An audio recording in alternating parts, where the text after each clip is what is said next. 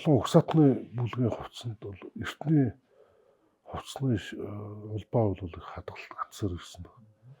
Тэгээ энэ дөр одоо бүх одоо угсаатны бүлгүүд төр тодорхой жишээ гаргаж ярьж байна. За бурайдууд дээр ихэд одоо бурайдын эхнэр дээл бол энэ яг 13 дугаар зууны дээр шиг олон хоньяастай. За энэ хэлбэр загвар бол одоо хүртэл уламжлагдж ирсэн. За тэгэхээр бурайд ч бас дотроо баруун бурайдууд гэж байна. Ихэрэд булгад хонгодоор гэдэг.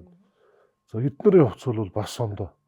За эднэрийн хувцсыг аваад үзэхэд яг нөгөө 10 дугаар зууны Кедан дээл яг тэр чигээр. Одоо тэр баруун бурайдуудын одоо фото зургаар авахулсан зургууд одоо хүртэл хадгалагдж үлдсэн байна л да. Тэгэхээр тэр зургийг одоо нөгөө Кеданы ханын зургтай ингээд аваад үзвэл яг эсвэр загвар бол туйлын адилхан байж.